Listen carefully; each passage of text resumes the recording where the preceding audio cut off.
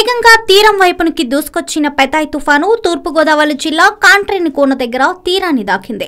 అనంతరం కొద్దిసేపటి కిందటే కాకినాడ యానాం వద్ద తీరం దాటింది. దీని ప్రభావంతో ఇప్పటికే కాకినాడ యానాం మామిడికుదురు అల్లవరం కాంట్రేనికోన మండలాల్లో భారీ ఈదురుగాలులు వీస్తున్నాయి. మరో 2 గంటల పాటు దీని ప్రభావం ఉంటుందని అధికారులు పేర్కొన్నారు. తిత్లీ తుఫానుతో పోల్చితే దీని తీవ్రత కాస్త తక్కువగా ఉంటుందని వ్యాఖ్యానించారు.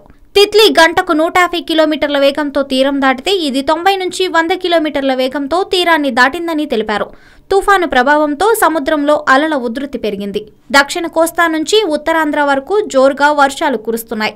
పలుచోట్ల చెట్లు, విద్యుత్ స్తంభాలు నేలకూలాయి. తీర ప్రాంత గ్రామాల్లో అత్యంత అప్రమత్తంగా ఉండాలని, సాయంత్రం వరకు ఎవరూ బయటికి రావద్దని అధికారులు సూచిస్తున్నారు. తుఫాను నేపథ్యంలో ప్రభుత్వ యంత్రాంగం పూర్తి స్థాయిలో అప్రమత్తమై అన్ని రకాల ముందు జాగ్రత్త చర్యలు తీసుకుంటుంది. అయితే తీరానికి చేరువగా వచ్చిన సమయంలో తుఫాన్లు మరింత బలపడి విధ్వంసం సృష్టిస్తాయి.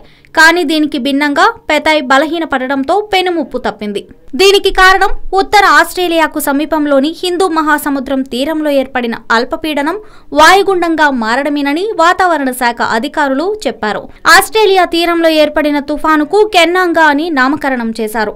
ఇది ఈశాన్య ఆస్ట్రేలియాలోని క్వీన్స్లాండ్ వైపుగా ప్రయాణించి అక్కడ తీరం దాటుతుందని అంచనా వేశారు. కానీ అది వాయుగుండంగా మారటంతో పెతాయ్ బలహీన పడిందని, తీరాన్ని దాటిన తర్వాత తూర్పు కోస్తా వైపు పెతాయ్ కదలటానికి కూడా ఇదే కారణమని వాతావరణ శాఖ అధికారులు తెలిపారు. పెతాయ్ ప్రభావంతో విజయనగరం, విశాఖపట్నం, శ్రీకాకుళం జిల్లాల్లోనూ విస్తారంగా వర్షాలు కురుస్తాయని తెలిపారు. తెలంగాణకు పెతాయ్ కారణంగా కురిసే వర్షాలు స్వల్పమేనని, కొన్ని ప్రాంతాల్లో తేలికపాటి జల్లుల నుంచి ఓ మోస్తరు వర్షాలు కురుస్తాయని హైదరాబాద్లోని వాతావరణ కేంద్రం అంచనా వేసింది. హలో, మిమ్మల్నే యోయో టీవీ యాప్ డౌన్లోడ్ చేసుకున్నారా? ఇంకా లేదా? మీ యాప్ స్టోర్ కి వెళ్ళి వెంటనే డౌన్లోడ్ చేసుకోండి. ఈ వీడియో గనుక మీకు నచ్చినట్లయితే లైక్ చేయండి, షేర్ చేయండి అండ్ సబ్స్క్రైబ్ చేయండి.